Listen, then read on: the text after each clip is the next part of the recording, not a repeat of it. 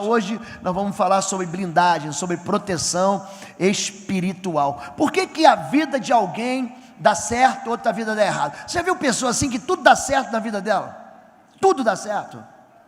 E tem gente que fala assim: pastor, para mim é o contrário, dá tudo errado. Eu quero dizer para você que felicidade não é fruto do acaso. O mundo espiritual é um terreno que você vai semeando, que você semeia, você colhe. Não adianta você querer dizer assim: não, eu fui aqui atingido porque o inimigo foi e me escolheu e está me perseguindo. Não existe isso. Provérbios capítulo 26, verso 2 diz o seguinte: que a maldição sem causa não virá. Existe uma razão para a perseguição, para que os sintomas de perseguição venham sobre nós. Existem 6 palavras na Bíblia. Existem 6 palavras, pelo menos, que são traduzidas para o português com a palavra maldição. Diga maldição. Uma delas é anátema. Anátema, por exemplo, é o castigo de Deus por causa do pecado. Josué, ele diz que Jericó é anátema. O apóstolo Paulo, em Gálatas, diz que aquele que pregar um outro evangelho diferente desse é anátema, maldito. Existe uma outra palavra chamada raca ou racá. Mateus capítulo 5 diz: ouviste que foi dito aos antigos, não matarás. Eu porém vos digo, qualquer que se encolerizar contra seu irmão, ou disser ao seu irmão tolo, ou disser raca, será réu do fogo do inferno. É aí a palavra maldição no sentido de praga lançada. É aquela praga que Jacó lança sobre Raquel sem saber. Capítulo 31, Raquel, ela rouba os ídolos do pai. Então Jacó diz: aquele que roubou, esse morrerá. Ele libera uma palavra no mundo espiritual que cumpre na vida da mulher que ele amava. Ela morre lá em Belém, no caminho de Belém, na região ali de Efrata, território de Judá. 4 capítulos depois, no capítulo 35, morre ela. Então, essa palavra maldição, no sentido de praga lançada, é uma outra história. E tem a maldição como repetição, que é arar, como perseguição. A pessoa fica aprisionada dentro de um lugar como se estivesse assim, enjaulada, presa por encantamento. Pastor, esse mal não sai da minha família. Na minha família, todas as mulheres, todas elas são traídas pelos maridos e são abandonadas. Na minha família, todo mundo ganha dinheiro até os 40 anos, depois fica pobre e passa o resto da vida miserável. Na minha família, todo mundo, pastor, morre por uma determinada enfermidade que atinge a gente. Eu não sei o que acontece conosco, parece que o mal colou na gente e não solta mais. E a respeito disso que a gente vai falar hoje. Por que tem famílias que são protegidas e outras famílias não são? Pode passar, Anderson, por favor. 10 leis de liberdade para a família, pode passar. A omissão dos pais numa hospedaria ao longo do caminho. O Senhor foi ao encontro de Moisés e procurou matá-lo. Mas Zípora pegou uma pedra afiada, cortou o prepúcio de seu filho e tocou os pés de Moisés e disse: você é para mim um marido de sangue. Ela disse marido de sangue, referindo-se à circuncisão. Nessa ocasião o Senhor o deixou. Moisés é uma das figuras mais proeminentes da Bíblia e especialmente no Novo Testamento. Moisés é um homem que é chamado por Deus, que pega numa ponta um povo que não é povo, e numa outra ponta entrega uma nação com um código de leis sanitárias, de leis de adoração, um povo que se torna então uma nação poderosa, e que conquista a terra que mana leite e mel. Ele foi o maior libertador. Você quer aprender sobre libertação? Estuda o livro do Êxodo. Ali você vê que Israel sai do cativeiro e não tem batalha. Não tem batalha espiritual, só existe libertação pelo sangue do Cordeiro da Páscoa. Não existe liberdade sem sangue, não existe libertação sem sangue. Tem muita gente, eu falei ontem aqui, que vê o invisível, mas não consegue ver o visível na cara dela. Tem muita gente que diz: Deus me disse, Deus me falou, Deus me contou, o Espírito Santo me disse. Gente que toma o nome de Deus em vão, que quer animar, que quer desafiar, que quer trazer uma palavra de esperança, às vezes faz sem maldade, sem vaidade, mas faz aquilo que Deus não mandou falar. Moisés, ele é um homem que ele encontra com Deus, aonde? Na sarça ardente, em Horebe. E ali ele tenta se esquivar da missão dele, e Deus diz, ele fala assim: Deus, eu sou um homem pesado de falar, de ontem, de anteontem, eu nunca soube falar. Ele falou assim: quem fez aquele que fala? Quem fez o surdo? Quem fez aquele que ouve? Quem fez o mudo? Quem fez aquele que fala? Não sou eu, Senhor? Vai, serei com a tua boca. Deus, no capítulo 7, No verso de número 1 do livro do Êxodo, diz assim para Moisés: tu serás como um Deus para Faraó. Quando nós falamos de libertação, o livro do Êxodo é um manual de libertação. Agora você quer um manual de guerra? Leia o livro de Josué. Josué, gente, ele enfrenta todo mundo, ele derruba a fortaleza espiritual de Jericó, ele retoma a cidade de Ai, perdida pelo pecado de Acã, ele luta contra os 5 reis de Laques, de Jarmute, de Eglon, de Jerusalém, ele derrota uma confederação de inimigos. Gente, pensa no homem que vai para a batalha espiritual e sai da guerra sem um arranhão. É Josué. Quer aprender de batalha espiritual? Estuda Josué, você vai aprender muito. Agora, esse homem é um homem que diz a Bíblia, quando você pega o capítulo, quando você pega a Bíblia e os capítulos de Êxodo, você vê que ele tira de Israel 600 mil homens fora as suas famílias.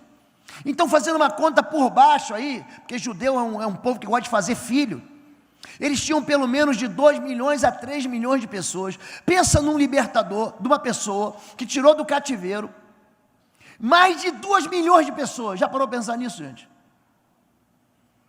E qual o problema, pastor? O problema foi que ele esqueceu da casa dele. O problema foi que Moisés esqueceu do filho dele. É gente que prega e fala de Jesus para todo mundo, mas esquece da família. Eu tenho tratado de filhos de pastores. Esses dias atendi um jovem, ele falou assim: pastor, na minha cara era o seguinte: tudo que sobrava era para mim. Eu não quero mais essa camisa, dá para o filho do pastor. Essa calça está velha, dá para o filho do pastor. Esse brinquedo está quebrado, dá para o filho do pastor. Isso aqui, gente, isso é maligno. Porque o pastor é aquele que ministra na casa de Deus, a palavra de Deus. Ele é merecedor de duplicada honra. E se você ganha 1.000, ele tem que ganhar 2.000. E se teu carro é novo, o carro dele tem que ser 0. Isso não é brincadeira, gente. O princípio da honra é um princípio que traz sobre nós mesmos o quê? A bênção do Senhor.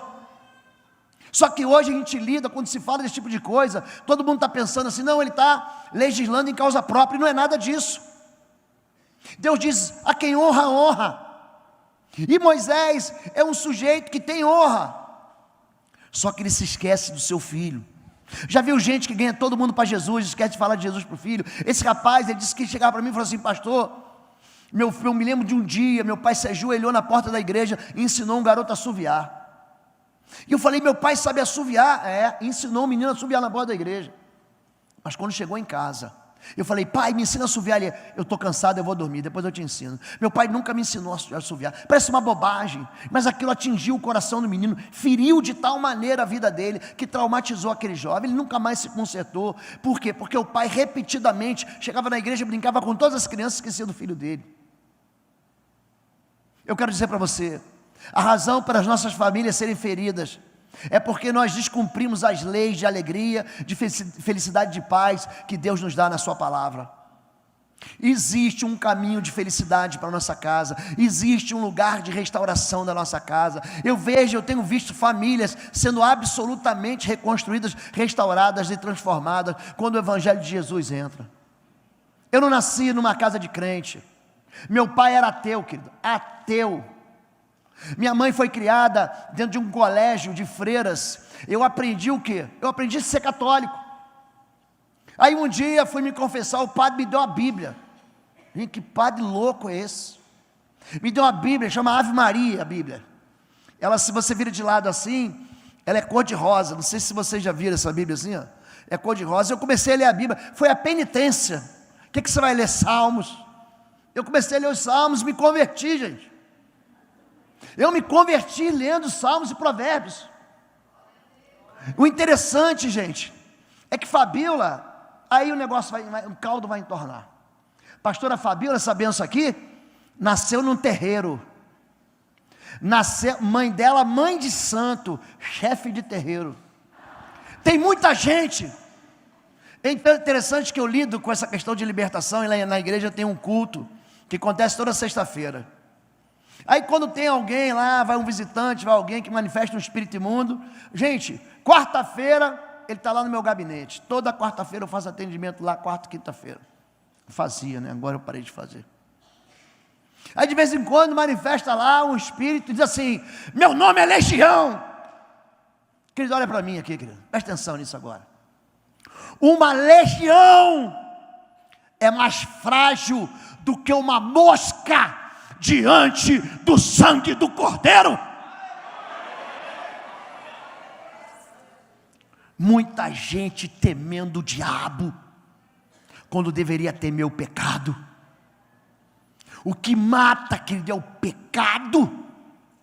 Por que a minha família é atingida? Porque eu ignoro princípios de Deus de felicidade. Não ande por esse caminho. Não, eu vou andar. Não tolere esse pecado. Não, eu vou tolerar, inclusive vou chamar para dentro da minha casa e vou ensinar meu filho a fazer isso aí. A qualidade de vida espiritual do seu filho vai depender de você. Se você não ora, teu filho não vai orar. Se você não jejua, teu filho não vai jejuar. Se você não busca a Deus, teu filho não vai buscar a Deus. Tem muita gente que está se perdendo dentro de casa.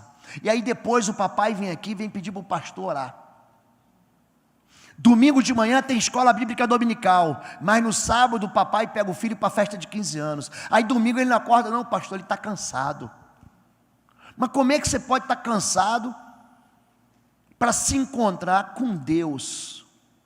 Nós ignoramos os princípios e depois disso nós jogamos a culpa em cima de Deus. Estou perseguindo, ou então foi o diabo. Não foi o diabo não, querido, foi você. Nós é que tomamos caminhos de morte. Pode passar, Anderson. Anderson? Está aí.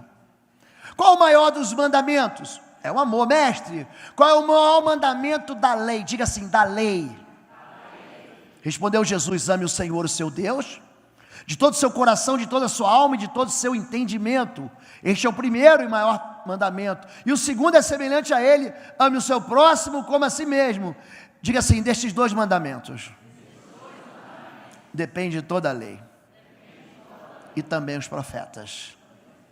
Só dois mandamentos: ame o Senhor e ame o teu próximo. O amor que vem na vertical, o amor que vem na horizontal. Eu estou me relacionando com meu Deus e meu Pai que está nos céus, eu estou relacionando com meus irmãos que estão aqui do meu lado. Pode passar, Anderson. Portanto, ninguém, diga ninguém, ninguém, diga assim, ninguém, nem eu, cutuca o vizinho assim, nem você, aponta para o pastor assim, nem o pastor, pode apontar para mim, nem você, pastor Lobo. Ninguém será declarado justo diante dele, baseando-se na obediência à lei, pois é mediante a lei que nos tornamos plenamente conhecidos do pecado. Romanos 3:20. A lei me salva, eu vou cumprir os 10 mandamentos, vai me salvar? Não vai salvar. A lei não salva ninguém. O Salvador é Jesus Cristo. Ele recebe honra, glória, louvor, majestade, domínio, poder. Ele é aquele que salva, ele é o Salvador. Confiar na lei, gente, é ter outra alternativa à salvação de Jesus. A lei não te salva. Pastor, então para que serve a lei? Pode passar, Anderson. A lei me protege de pecar e de atrair sofrimento para a minha vida e para a minha casa. Não cuideis que vim destruir a lei, os profetas, não vim abolir, mas cumprir, porque em verdade vos digo, que até que o céu e a terra passem, nem um jota ou um tio jamais passará da lei, sem que tudo seja cumprido. A lei me salva? Não, mas me livra da desgraça. Por que Deus diz, não matarás? Por que Deus diz, não levantarás falso testemunho contra o teu próximo? Por que Deus diz, não roubarás? Por que Deus está me dando uma série de orientações? Porque Deus conhece o coração do homem que sai da escravidão. Essas palavras são dadas para o povo de Israel, em sequência, na saída do povo de Israel, da onde? Do cativeiro. Era um povo acostumado com os açoites do inimigo, era um povo que vivia debaixo da escravidão, que não sabia o que era descanso, não sabia o que era o sábado. Era gente que estava acostumado a obedecer o feitor de escravos, gente escrava. Gente que não conhece esse Deus, que diz assim: olha, eu sou aquele que te tira das terras da escravidão. Pode passar, Anderson. Já passou. Do 1º ao 4º mandamento, o homem se relaciona com Deus: não terás outros deuses diante de mim, não farás para ti imagem de ídolos, não tomarás o nome do Senhor teu Deus em vão, e lembra-te do dia do sábado para o santificar. São 4 mandamentos. Para quê? Para você aprender a se relacionar com Deus do jeito dele. Eu vou lá e vou adorar a Deus do meu jeito. Não, é do jeito do Senhor. Mas existe mandamentos para que a minha vida seja feliz com a minha família. Honra teu pai e tua mãe. Esse é o 1º mandamento com promessa. Não matarás, não adulterarás, não furtarás, não dirás falso testemunho contra o teu próximo, e não cobiçarás coisa alguma do teu próximo. O que a gente está falando aqui? Deus está nos dando um caminho de alegria. Vocês conhecem, sabe por que Deus deu 10 mandamentos? Você conhece essa história? Conhece? É piada, tá bom, gente? Deus chegou para o povo árabe assim e falou assim: eu posso te dar um mandamento? Ele perguntou: qual? Não roubará. Não, vai acabar com o nosso comércio exterior. Aí chegou para o povo turco e falou assim: posso te dar um mandamento? Não dirás falso testemunho quando você vai acabar com a nossa fofoca. Aí chegou para o povo sírio e perguntou o seguinte: pode dar um mandamento? Ele: qual? Não adulterarás. Não, só vai acabar com o nosso happy hour na sexta-feira. Até que chegou no povo judeu e Deus perguntou: posso dar um mandamento? Aí o judeu perguntou: quanto custa? É de graça, então manda 10. E aí nós recebemos 10 mandamentos. Primeiro mandamento: não terás outros deuses. E Deus falou todas estas, diga assim, palavras. Você vê que ele não fala mandamento, diz palavras. Eu sou o Senhor, o teu Deus, que te tirou do Egito, da terra da escravidão. Não terás outros deuses além de mim. É gente que coleciona para si esperança naquilo que não é Deus.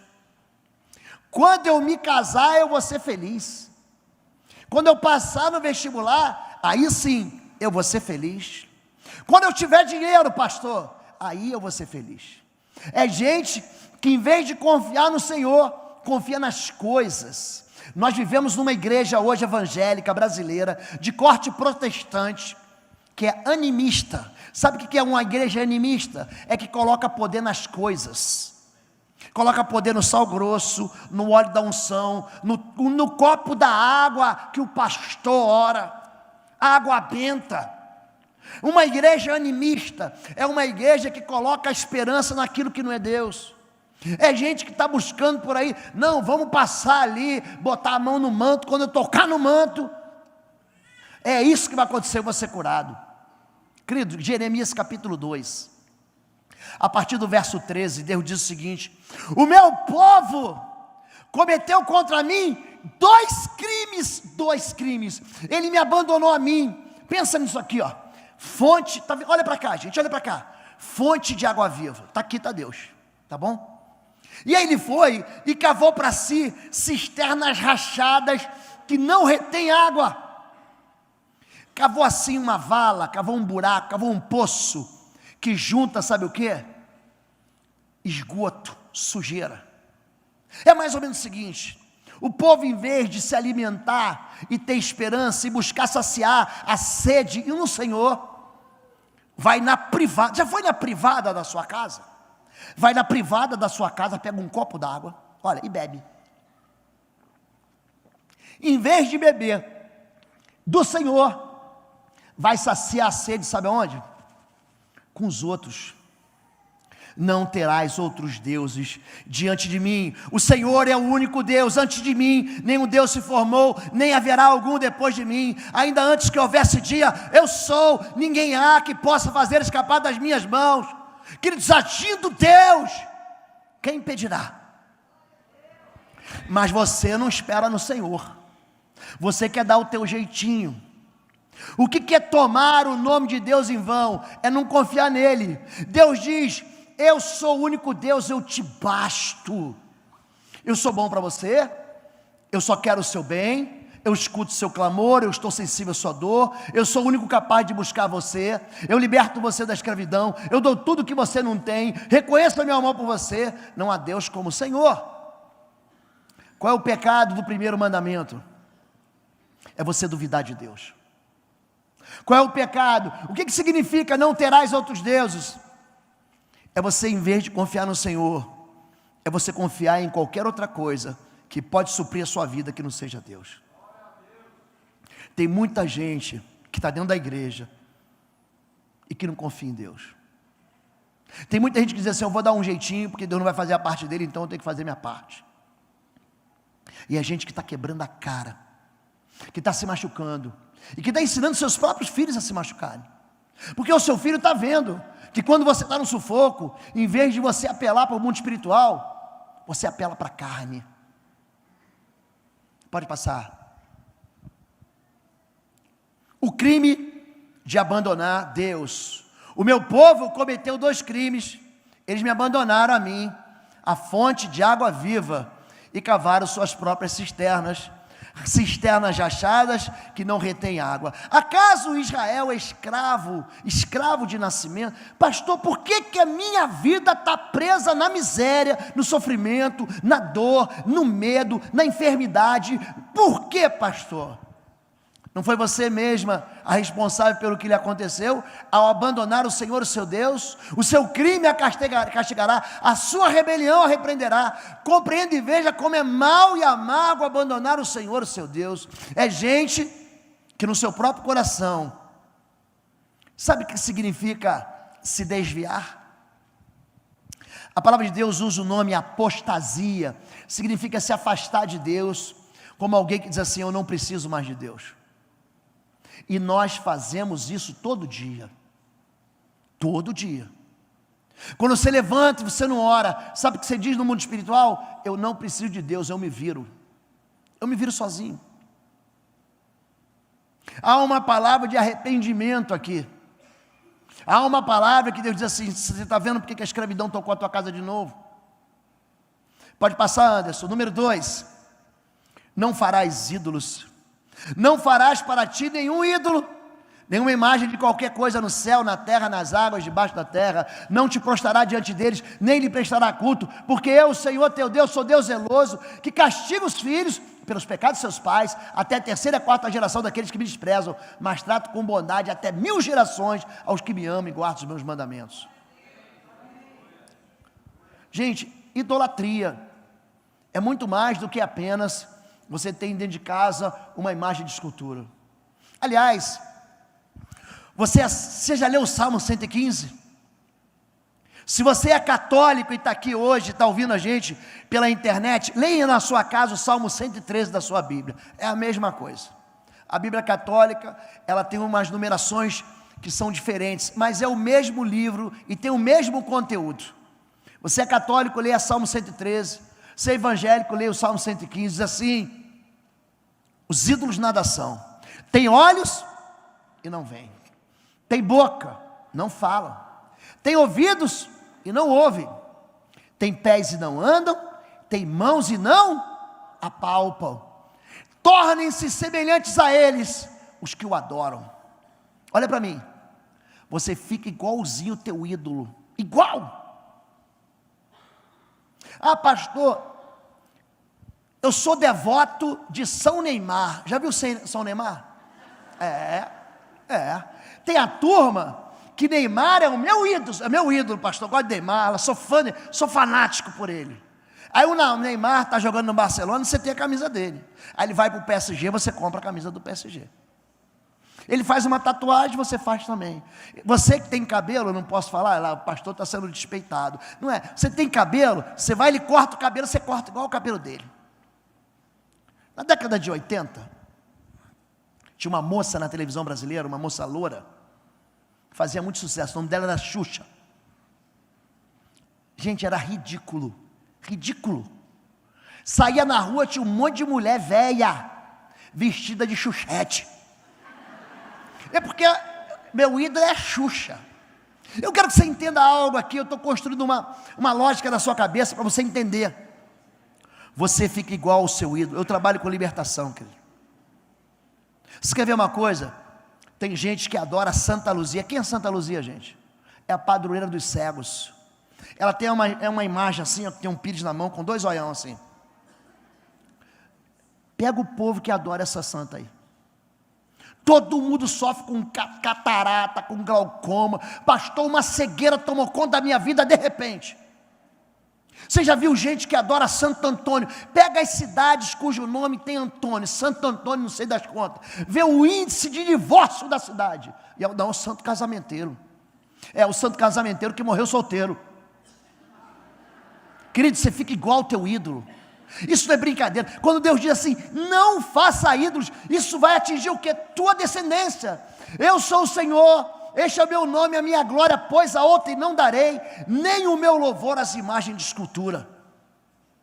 Isaías 42, 8, Isaías 45, 20, vai mais além. Ignorante, ele chama de gente ignorante, sem conhecimento, são aqueles que conduzem em procissão suas imagens de escultura, feitas de madeira, oram a deuses que não podem salvar. É gente que está buscando esperança, aonde não tem esperança. Eu fui com o meu pastor, na casa de uma senhorinha, gente, ela já tinha para lá de 70, 80 anos, vou ensinar uma coisa para você que eu ensino no estágio de guerra, demônio não gosta de velho não. Uma vez eu estava pregando assim na igreja, um velhinho gritou, glória a Deus! Demônio gosta de gente nova, para pecar, que tem energia para pecar. Gente, mas essa senhorinha estava terrivelmente endemoniada. E nós fomos lá na casa, chamaram a gente, aí foi lá pastor Sebastião e eu. Quando nós chegamos na casa, demônio, saio, não saio. Em nome de Jesus, sai, não saio. Em nome de Jesus, o vencedor, alfa e ômega, sai, não saio. Me traz aqui o óleo que eu vou ungir, nada, não saio. Daqui a pouco tinha uma imagem maior que eu. Onde é que você está escondido? Estou no pé da estátua. Eu falei, pé da estátua? A senhorinha fazia as orações e botava debaixo do pé da imagem. Eu falei, alguém pega essa imagem e bota para fora de casa. Não, pastor, não pode, é a tradição da família. Gente, meu pastor na hora falou assim, ah é? Então fica com o demônio, vamos embora, lobo. Quando a gente ia sair, aí um outro irmão mais razoável, não deixa que eu vou pegar. Gente, quando tirou a imagem da casa, o demônio, ó, vazou. Botou a viola no saco e vazou. Todo espírito imundo precisa de vínculo de pecado. E se tem algo que vai contra a glória de Deus, é a tal da idolatria. Por quê? Porque a idolatria diminui Deus, faz com que Deus caiba na tua mão, na tua carteira, numa fotografia, e aí você pode controlar ele. É mais ou menos o seguinte, para você entender, o meu pai, ele nunca deixava a gente dormir fora de casa, nunca. Aí, sábado eu ia para casa dos meus primos, aí a gente falava assim, dorme aqui hoje para a gente ficar brincando.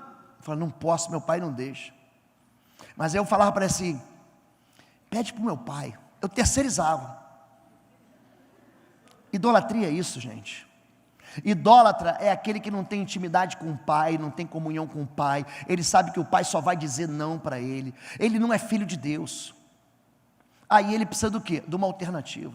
Mas quando Paulo escreve a Timóteo, ele diz que há um só Deus e um só mediador entre Deus e os homens, Jesus Cristo, homem. Então, se você ainda acha que isso aí não faz mal, pega gente que é dedicado no ventre, pessoas que são consagradas no ventre a uma entidade. Fulano vai ser o padroeiro dele. Olha para a vida deles, para você ver como é que não é aprisionado. A quantidade de gente que carrega no nome maldição é um negócio impressionante. Impressionante. É uma das primeiras coisas que quando eu olho o nome, tem nomes que eu já bato o olho e falo assim, aqui tem. Por quê? Porque faz um contrato. Olha para mim, querido. A idolatria é um acordo espiritual. É um contrato firmado com as trevas. Entenda isso. Você está pedindo para o ocultismo cuidar de você. Você está entregando a autoridade no mundo espiritual para um ser perverso cuidar de você, só que ele se disfarça de bonzinho. Então, quando a idolatria entra na sua vida, você, além de ficar cego, você transfere para os seus filhos e para as suas descendências o mesmo mal que você buscou para você. Entenderam isso, gente? Número 3, não tomarás o nome de Deus em vão, não tomarás o nome do Senhor teu Deus, não tomarás em vão o nome do Senhor teu Deus, pois o Senhor não deixará impune quem tomar o seu nome em vão. Êxodo 27. Esse pecado aqui, crente adora esse pecado aqui. Deus me disse, Deus me falou, o Espírito Santo falou para mim que não é para eu casar mais com você, vou te deixar. O Espírito Santo, ele vem aqui, firma uma aliança com o pastor, vamos junto, vamos caminhar junto, daqui a pouco ele diz, não, Deus me fez mudar. O nome disso é tomar o nome de Deus em vão. É gente que é frágil, e aí, porque sua palavra é frágil, coloca o nome de Deus. Casamento é um negócio lindo. Você jura que você vai amar ela para sempre, até que a morte te separe? Juro. Você jura? Você vai ficar com ela até o fim. Juro, pastor. Daqui a pouco eu não te amo mais. Quando eu era garoto, a gente jogava bola, e aí a trave era o quê? Era o chinelo. Bota um chinelo lá, quando era na praia, você botava o chinelo em pé. Aí um chutava, gol, o goleiro foi fora, foi gol, foi fora, foi gol. Você jura? Jura sobre a Bíblia? Jura pela tua mãe mortinha, descabelada, debaixo de um trem? Você lembra disso?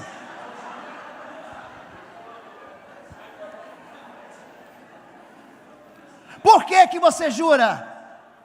E Jesus diz, não jureis nem pelo céu, nem pela terra, seja onde só você falava assim, sim ou não. Sabe por que que você jura?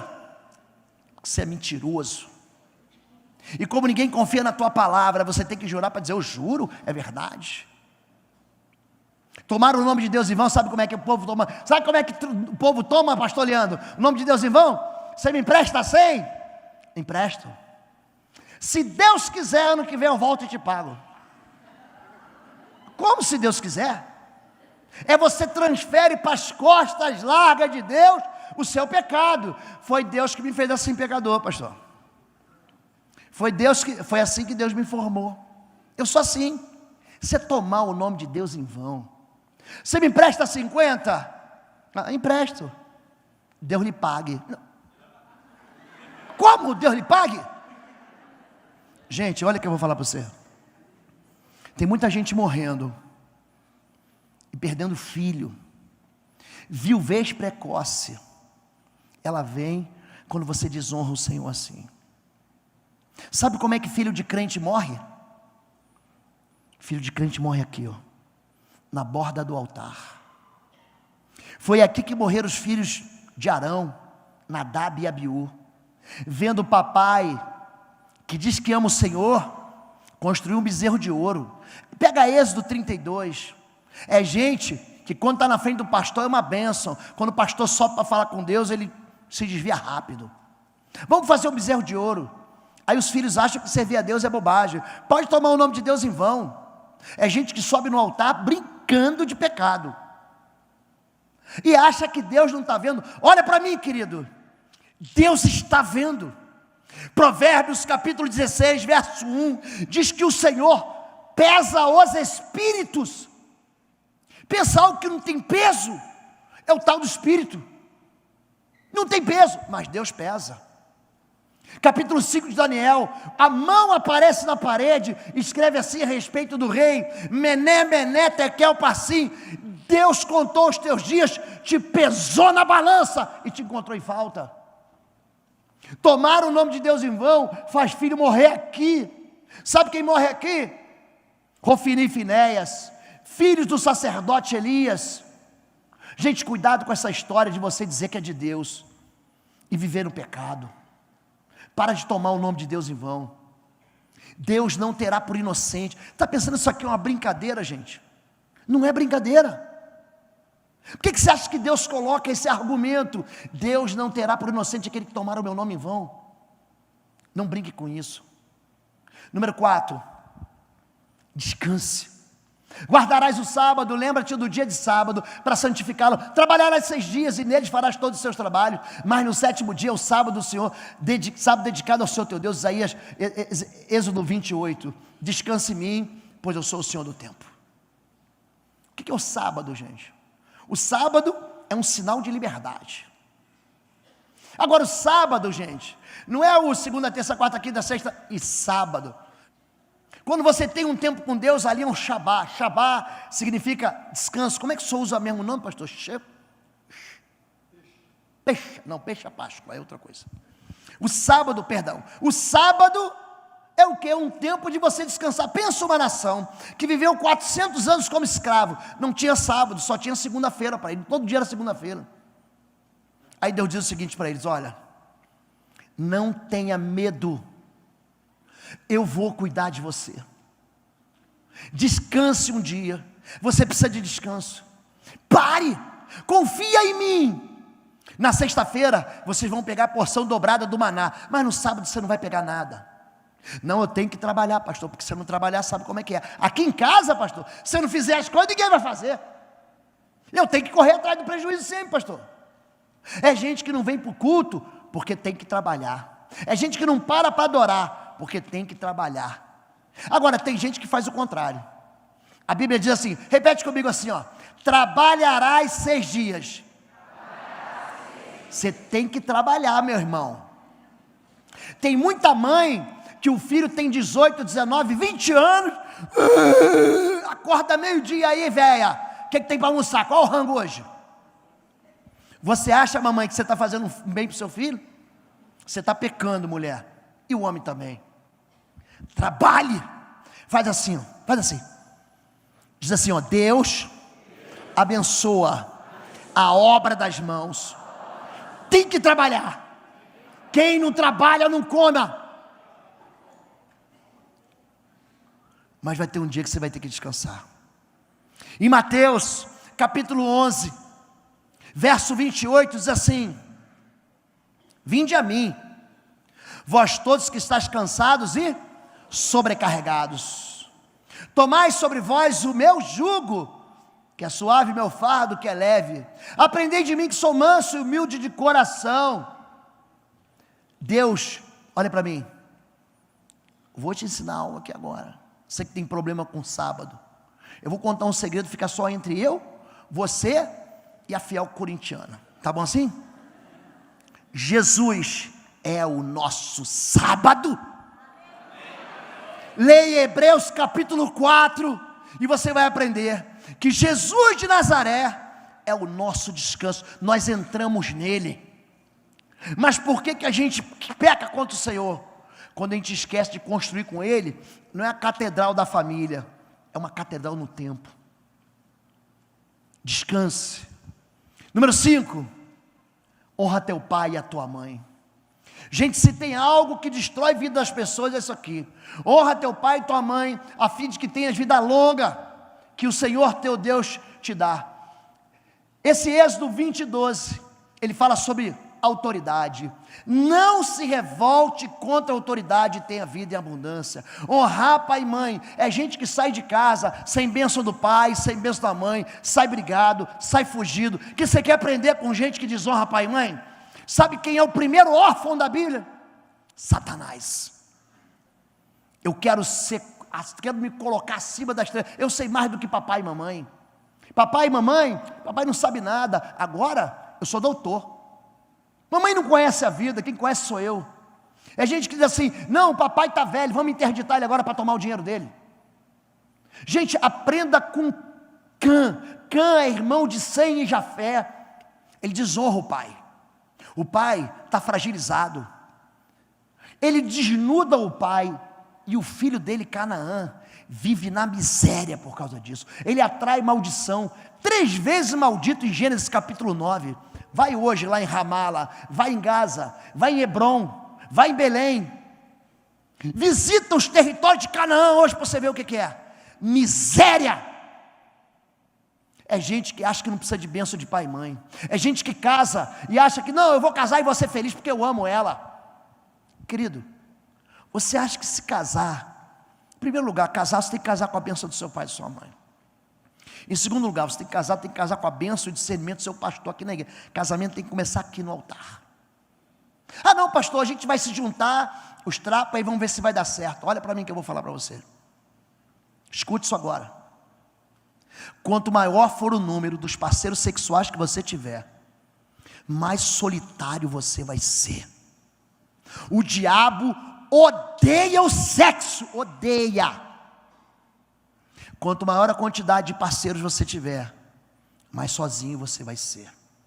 Porque Deus estabeleceu o sexo, sabe para quê? Para preencher as lacunas da solidão do coração do ser humano. Não é bom que o homem esteja só. Far-lhe-ei uma ajudadora idônea ao meu lado, do mesmo jeito que eu, para me ajudar, porque eu sou incompetente sozinho.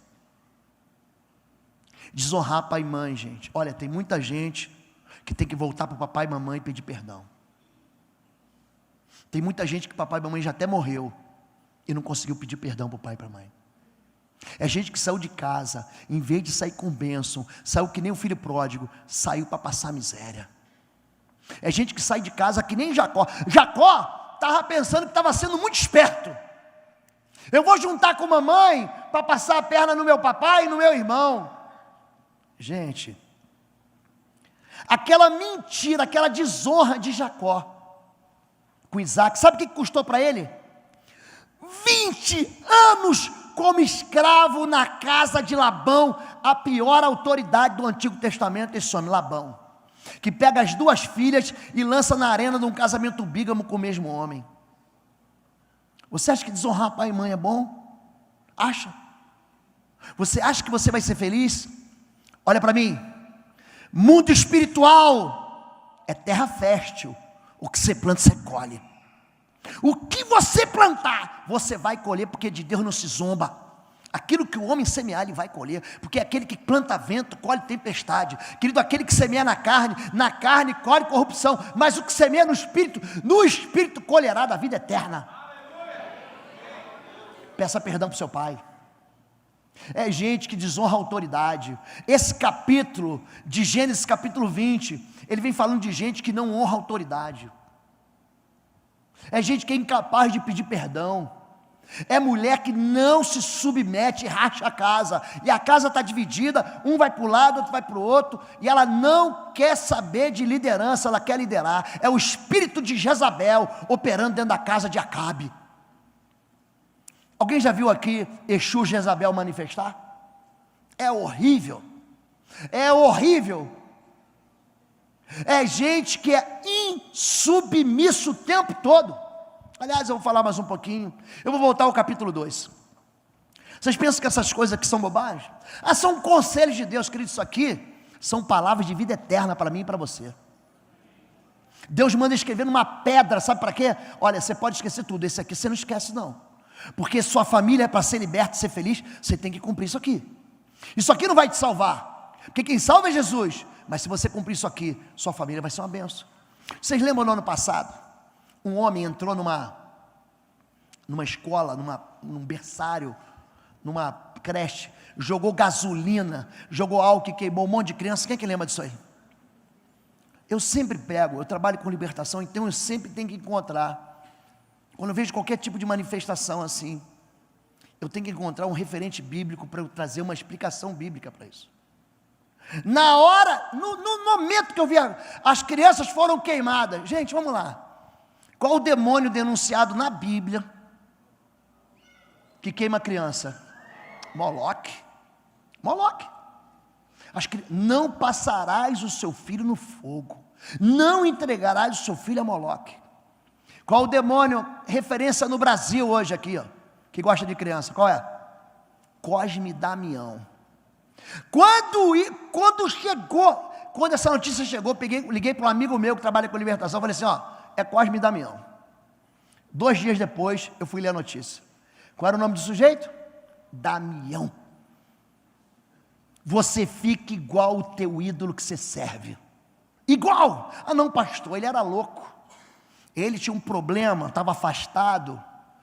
Você nunca ouviu a Bíblia dizer que Jesus curava os loucos, os endemoniados, os lunáticos, os paralíticos? Afluíam para ele os loucos, os endemoniados, os paralíticos e os lunáticos. Eu achava que louco e lunático era a mesma coisa. Vai ler a Escritura. Você acha que todo problema... Não, nós somos carne e osso aqui. Você tem problema de saúde que nem eu. Agora, os demônios, os piores demônios são os tais dos demônios de enfermidade. Havia uma mulher encurvada há 18 anos. Havia um homem aleijado no tanque de Betesda, João capítulo 5, há 38 anos. Havia uma mulher com fluxo de sangue há 12 anos. Havia um jovem, Jesus pergunta, desde quando que ele está endemoniado? Desde criança, desde a infância. Então a gente acha que a gente pode pegar esses conceitos de desonra e jogar fora. Pode passar. 6, não traga desgraça para a sua vida. Não matarás. Não matarás. Esse é o menor versículo do Antigo Testamento. Não matarás, ponto. Não, pastor, não matarás, vírgula. Pergunta para o advogado. Eu sei que tem irmãos aqui advogados. Querido, preste atenção. O sangue, eu gosto muito de pregar perto de vocês aí. Estou doido para descer há muito tempo aqui, vocês nem imaginam. É porque senão perde ali a televisão. Queridos, preste atenção. Números capítulo 35 diz assim, ó. O sangue profana a terra. Ele está estabelecendo a lei da cidade refúgio. O sangue, ele profana a terra, e a terra clama na sua grita pela morte daquele que assassinou. Quando você estiver trabalhando no machado e cortando uma árvore, e aquela lâmina escapar, puf, e matar alguém, corre para a cidade de refúgio. Se você ficar lá, o sumo sacerdote vai te proteger. É uma figura da igreja. A cidade de refúgio fala muito da proteção que a igreja dá. Ali Deus ordena a vida e a bênção para sempre. Estar em igreja não significa apenas estar debaixo desse templo aqui. Significa fazer parte de um povo que recebe de Deus o quê? Proteção e bênção. Por que quando alguém está doente, você tem que ir lá, chama os presbíteros, vão até lá e joga o óleo sobre a cabeça dele? É um testemunho para dizer o seguinte: ele faz parte do povo de Deus. O sangue é moeda de troca espiritual. O sangue, ele funciona como uma moeda de compra, porque não fostes comprados, nem com prata, nem com ouro, da vossa vã maneira de viver que você aprendeu com seu pai, que por tradição recebeu de vossos pais, mas com precioso, diga assim, o sangue. Gente, o sangue te leva no mundo espiritual. É o sangue que coloca você no mundo espiritual, porque nós entramos com ousadia pelo novo e vivo caminho, o caminho do sangue. Por que você acha que as religiões animistas, ocultistas, mandam matar galinha preta, bode preto, gato preto, garrote preto? Por quê? Você acha que o sangue é brincadeira? Quando Deus diz não matarás, olha, não desgrace a sua vida. Você já ouviu falar sobre a perseguição do assassino? Por que que Deus diz assim, foge para a cidade de refúgio? Vou dar um exemplo só. Gênesis capítulo 4, verso 10. Caim mata Abel. Caim, ele vai lá e acaba com a vida de Abel. Aí Deus chama Caim para uma conversinha. Cadê teu irmão? E ele é cínico. E ele bota a mão no bolso. Deixa eu ver se está aqui no meu bolso. Não, eu sou guardador do meu irmão. Deus diz, olha aqui, Caim, segura essa, bota o cinto de segurança. O sangue do teu irmão, eu estou ouvindo ele, porque ele clama desde a terra. A palavra terra, ela vai aparecer 8 vezes aí. O sangue do teu irmão, não olha ali agora não, volta para o não matarás, ô Anderson, senão o povo vai se distrair, por favor, isso.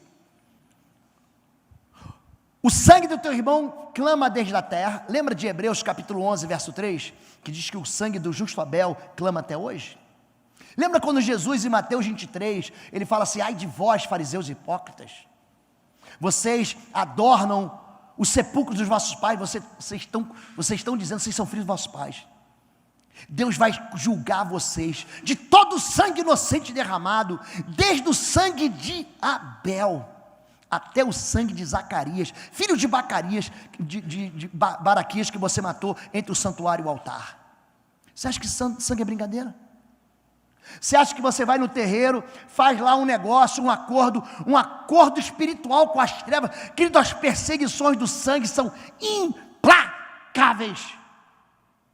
A partir de hoje, Caim, você vai ser peregrino. Já viu gente que não para em família, pula de família em família, pula de romance em romance, pula de amor em amor, pula de cidade em cidade, pula de emprego em emprego? Você vai ser peregrino.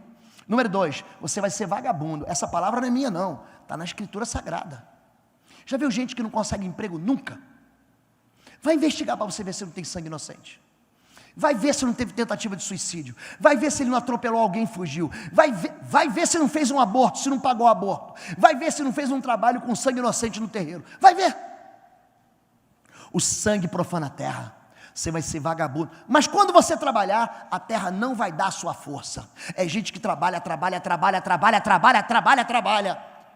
Pastor, saiu o 13º, já acabou. Nunca consegue. Você acha que quebrar o mandamento de Deus vai te fazer... Você pode ser salvo, querido, mas viver infeliz é muito triste. É muito triste. Pode passar agora. O aborto traz um legado de morte, depressão e destruição sobre a posteridade. Também clausura a pessoa em uma situação crônica de esterilidade em diversas áreas da vida. Sucesso profissional, financeiro, espiritual, sentimental é sempre abortado de forma traumaticamente surpreendente. É pai que pega a namorada do filho, vamos lá fazer um aborto. Olha, gente, quando você faz um aborto, você não está matando uma pessoa. Rebeca tem no seu ventre 2 filhos, eles brigam, Jacó e Esaú. Ela pergunta para Deus, o que é isso? Deus fala, sabe o quê? No teu ventre tem 2 nações. O maior vai servir o menor. Você está abortando uma nação. Você está abortando um sonho. Isso não é brincadeira. Não se brinca com sangue. Não se brinca de fazer invocações. Não acharás o nome desses deuses na sua boca. Êxodo capítulo 25. É gente que em vez de invocar o nome do Senhor, fica invocando as trevas com isso. Eu vou falar de algo aqui. Eu não sei qual é a visão do pastor e da igreja. Se for diferente da minha, o pastor me corrige. Não há problema nenhum. Eu não exorto a igreja. A única pessoa que pode exortar a igreja é o pastor Saulo. Porque ele tem a medida daquilo que ele deve fazer ou não. Eu não gosto, o meu negócio é libertar cativos. Eu não venho para trazer culpa sobre ninguém, eu venho para tirar de dentro da prisão. O Senhor me ungiu para libertar cativos. Agora nós estamos entrando dentro da igreja, uma doutrina, gente. E são pessoas que são assim... grandes nomes, ou talvez não tão grandes nomes, mas nós vivemos num tempo de cultura assim exacerbada na questão do pecado. Tem muita gente hoje falando sobre pecado, sobre tatuagem. Não, pode fazer. Gente, o que é uma tatuagem, gente? É uma marca de escravo. Pode passar. Pode passar, querido. Não façam cortes em seus corpos por causa dos mortos. Preste atenção. Se você pega, por exemplo, quando Elias, ele luta, ele está ali junto com os profetas de Baal, no Monte Carmelo, e os profetas de Zerá, lembra que eles se cortam todos? Não farás cortes no seu corpo por causa, nem tatuagem em si mesmos, não recorram aos médios, não busquem os espíritas, pois vocês serão, diga assim, contaminados por eles, eu sou o Senhor. Gente, às vezes... algumas oportunidades que eu estou fazendo atendimento, a pessoa chega na minha sala e fala assim, pastor, tudo na minha vida dá errado. Eu atendi uma moça, gente, pensa uma moça bonita. Ela não conseguia, ela namorava 3 meses, terminava o namoro. Tudo na vida dela terminava com 3 meses, tudo terminava com 3 meses. E ela veio lá do norte do país para Curitiba para eu atender ela. Ela ficou segunda, terça, quarta, quinta, sexta, ela já ia embora no domingo. Gente, quando você está fazendo libertação, o libertador não é alguém que expulsa demônio, mas é alguém que primordialmente, ele vai entender, ele vai buscar a razão daquela exploração demoníaca. Eu tenho que saber onde é que está o lixo para jogar fora, aí o demônio vai junto. Eu não conseguia entender. Aí eu não comento nada com a pastora Fabiola em casa, nada, mas esse dia eu falei, amor, eu estou com uma dificuldade, a moça veio aqui, eu estou segunda, terça e quarta, eu não consigo encontrar, eu não consigo discernir, Deus não está me dando assim uma direção, eu estou investigando e eu não consigo mapear. Aí eu contei para ela o problema, ela não falou nada comigo, falou assim, amanhã eu vou atender ela com você. Chegamos junto na igreja, estava ela e a mãe dela. Aí eu peguei a moça, fui para o meu gabinete, a Fabiola pegou a mãe dela, foi para o gabinete dela. 15 minutos depois, ela bateu na minha porta. Não termina sem falar comigo. Eu falei, o quê? Antes de terminar, me chama. Qual era a história? A mãe, antes da filha nascer, ela tinha feito 2 abortos, aos 3 meses, ela abortou. Gente, o ventre dela se tornou o quê? Uma sepultura. O aborto traz um legado de morte, um convite para um espírito de morte. Tudo morre na sua vida, tudo vai morrer. E a menina nasce aonde? Dentro de uma cova rasa, dentro de um sepulcro. E aquele espírito imundo está perseguindo ela e matando os sonhos dela. Vocês entendem isso? É por isso que hoje, você está pensando que você vai sair daqui cativo? Você que fez aborto, você que pagou aborto, não vai não, querido. O Senhor Jesus está aqui. Você pode se sentir a pior pessoa do mundo, escute o que eu vou dizer. Deus não destrói vidas destruídas. O nosso Deus é o Deus de restauração, de recomeço. Olha, assim como o Oriente diz do Ocidente, assim Ele afastou o pecado de nós. Vamos continuar, querido, pode passar. Está aí, ó. Tatuagem com contexto maligno. Pastor, toda tatuagem que sou unge manifesta demônio? Olha para mim. Não. Quando é que manifesta demônio? Preste atenção. Na maioria das vezes é o quê? São aqueles com contexto espiritual, são aqueles que são lembranças ou solicitações de proteção, pode passar. Marcas de governo satânico. Vocês conseguem ver aí? Vocês sabem que a pessoa quando trabalha no ocultismo, na magia negra, na bruxaria, ela faz marcas nos corpos? Você sabia disso? Marca. O espírito imundo fala assim, faz a marca. Eu tratei de um garoto, ele trabalhou nas 7 linhas da Umbanda, na Quimbanda, do Candomblé, ele foi bruxo, foi feiticeiro, ele se envolveu com a magia nórdica, com a magia celta, ele se envolveu com a magia negra do Haiti, o voodoo. Gente, e aí tinha um espírito imundo que manifestava toda vez, toda semana ele estava lá, batendo cartão, pá, pá, pá. Eu já mandei esse bicho embora um monte de vezes. Aí teve uma hora que eu estava lá orando, manifestou, onde é que você está escondido? Na hora, Curitiba é frio, Curitiba só tem 2 estações, você sabia disso? Só tem a rodoviária e o inverno, é frio o tempo todo. E aí o menino lá, casacado, na hora que eu falei, onde você está escondido? Mostrou a tatuagem. Uma tatuagem dessas do tipo tribal, é aquela que envolve, faz que nem uma aliança em volta do braço, da perna, da coxa, da panturrilha, da canela. Com o espírito imundo ali. Olha o que eu estou falando. Por que eu falo assim? É uma palavra minha. É porque está na Bíblia. Mas é porque eu tenho atendido pessoas que estão sofrendo nessa área.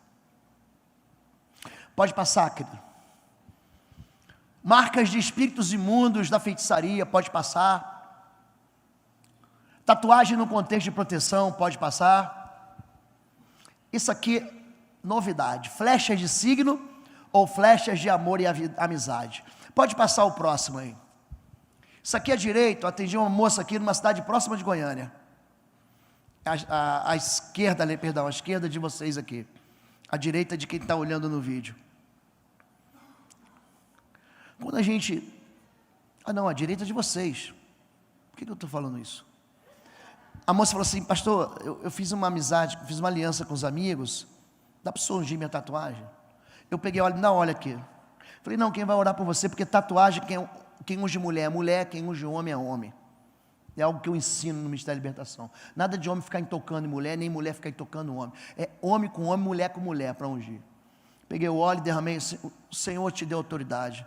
Na hora que a menina chegou, a menina no Ministério chegou, ela nem tocou, o demônio já manifestou, ela começou a gritar. Por quê? Aquela agulha, gente, entra dentro do sangue da pessoa levando tinta. É um acordo. Filtro de sonhos, aqui em cima. Agora sim a esquerda. Sabe quando é que tem? Quando tem pactos, filtro de sonhos, ele coloca para sonhar os sonhos bons e não os ruins, para receber o morfúdio. Isso aqui, ó, é tatuagem de um soldado brasileiro que lutou na primeira guerra do Tempestade no Deserto. Hoje já é um senhor, já tem 50 anos. Perdeu amigos e fez tatuagem. Tudo isso manifestou, tudo isso aqui. Pastor, e quando a tatuagem é corretiva, tem algumas pessoas que usam na sobrancelha, ou faz reconstrução do seio da mama, eu nunca vi manifestar, eu nunca vi. Toda tatuagem manifesta? Não. Mas muitas manifestam? Muitas manifestam. Aprisiona, pode passar. Pode passar. Marcas de sensualidade, pimentinha, frutinha, perto do seio, perto da genitália, nas costas, em áreas de sensualidade, que são convites ao prazer ilegal. Pode passar. E piercing, pastor? Gente, eu tive uma experiência com piercing. Aliás, muitas, mas eu tive uma que foi impressionante. A mocinha de 19 anos, ela era esposa do filho do pai de santo. E a mãe dela levou ela para a igreja, num culto de domingo, e na hora do apelo ela manifestou feio, mas feio. Nós ficamos 2 horas no processo de libertação. Foi do mesmo jeito. Aí a pastora Fabíola teve um discernimento. Vê se essa moça está com algum piercing. Um piercing aqui, ó, no umbigo. Aprisionando o ventre. Tem criança aqui? Não, né? Então eu não posso falar o que foi que ela vomitou. Quando a Fabíola soltou o piercing dela, todo o pacto, eu estava conversando com o pastor, é feito com comida e sangue. Todos eles. Abraão e Abimeleque, Isaac e Siquém, Jacó e Labão. Quando Isaac chama Jacó para abençoar, Esaú para abençoar, ele fala: me traz comida que eu vou abençoar aqui você. Jesus pega o pão e diz aqui: esse pão aqui é o meu corpo que é dado por vós, coma. Isso aqui é o cálice do meu sangue que é derramado por vocês, beba. Tem gente fazendo pacto aí e brincando, e fazendo acordo com as trevas, fazendo contrato espiritual com as trevas. Gente que acha que esses mandamentos não fazem. Ah, pastor, não tem diferença. Pastor, eu fiz tatuagem, não faça mais. Não faça mais, peça depois no encontro com Deus, naquilo que passou a pastor orar por você, para o seu pastor orar por você. Você tem pastor na sua congregação, faça isso. Desautorize o direito de perseguição satânica. Peça perdão ao Senhor no mundo espiritual. Diga: Senhor, eu pequei contra ti, eu matei, eu abortei. Como é que eu faço para esse negócio de confessar, pastor? Mateus 12, se teu irmão pecar contra ti, vai entre ele e ti só. Tudo começa porque Jesus está falando isso. Aí Pedro diz: se o meu irmão pecar contra mim 7 vezes eu perdoarei. Jesus diz: não te digo 7, mas 70 vezes 7. Como é que se eu resolvo essa questão do perdão? Se o pecado é interno, eu tenho inveja de você, eu tenho ciúme de você, eu não toquei em você, mas o pecado está aqui dentro de mim. Olha, eu fiquei com raiva de você. Eu falo com Deus: confessarei ao Senhor a minha iniquidade, Ele perdoará meu pecado. Pronto, é Salmo 32. Quando é que eu falo para o pastor? É quando meu pecado atinge um grupo de pessoas. É ali com aquele grupo ali. Eu não conto para todo mundo. É entre ele e ti só. Agora, quando eu peco contra a igreja, aí, querido, o perdão, a confissão tem que ser pública. Eu tenho mais 4 mandamentos, mas vou deixar para um outro dia, porque eu quero orar com vocês. Existe muito envolvimento, gente, que a gente se mete, que a gente não sabe o que está fazendo. Gente que está acendendo vela. Gente, por que você acha que o espírito imundo pede para acender vela de 7 dias? Por quê? Porque ele está em trevas. E quem é o príncipe das trevas, querido? Quem é, gente? Aí ele pede para você acender vela branca, preta. Pede para acender incenso. Por que o espírito imundo, gente, quer governar a sua vida? Para te fazer infeliz, para destruir sua família, para arrasar a tua história, para cancelar tuas alegrias. E ele vai sempre te propor uma alternativa sedutora. Ele vai sempre dizer para você: tem um caminho mais fácil, você não precisa seguir Jesus e sua cruz, vem por um caminho mais, eu te dou felicidade. É um negócio com as trevas, é um acordo comercial, é um pacto que você está fazendo sem saber. Esses dias eu atendi uma mocinha, olha para mim, deixa o pessoal do louvor lá. Esses dias eu atendi uma mocinha, gente, parece uma bobagem. Estava seguindo uma série de televisão aí que gosta de sangue, já é velha até. E aí, tinha lá os vampiros de um lado, os vampiros do outro, tinha lá a Bela, tinha o Edward. Ela pega um estilete, corta o dedo e faz uma aliança. Gente, a menina de 15 anos terrivelmente endemoniada. O pastor achava que era brincadeira. Então entenda, quando você quebra as leis de Deus, o mandamento de Deus, você está dizendo assim, que você prefere ser infeliz. Eu vou orar por você agora. E durante essa oração eu vou fazer uma oração de confissão aqui, renúncia. Eu vou pedir para você, ainda que você não tenha cometido o pecado, pastor, eu nunca abortei, nunca matei ninguém, mas ora. Eu nem cheguei nos pecados da sexualidade, não adulterarás. Pastor, eu estou impressionado com a quantidade de adultério na igreja, impressionado. A quantidade de deslealdade, de mulheres cometendo contra homens e de homens cometendo contra mulheres. Gente de Deus, que está entregando a identidade, a promessa e o ministério, que está jogando fora. Gente desautorizada, gente desabilitada. A quantidade de homens e mulheres viciados em pornografia. A quantidade de homens e mulheres que têm uma vida sexual perversa, estão cativos e não tem para quem pedir socorro. Não tem para quem pedir socorro. Gente que não perdoa. Gente que não se perdoa. Gente que não recebe sobre si o sangue do Cordeiro. Gente que continua levantando a mão e dizendo aleluia, glória a Deus, e fazendo festa, e pulando e dançando na presença do Senhor, mas que nunca celebrou Páscoa, ainda está lá no Egito. Você está lá no Egito ainda, algemado, debaixo do chicote. Porque você vem aqui para adorar, mas quando você sai daqui, você tem vontade de matar, tem vontade de morrer. Pastor, eu quero tirar minha vida. É gente que é perseguido por um espírito de morte. É gente que é perseguido por um espírito de sensualidade. Olha para mim, querido. Você quer ser livre hoje? Eu vou fazer uma pergunta. A Bíblia diz, com o coração se crê para a justiça, mas é com a boca que se confessa para a salvação. Você precisa falar. Você quer ser livre hoje?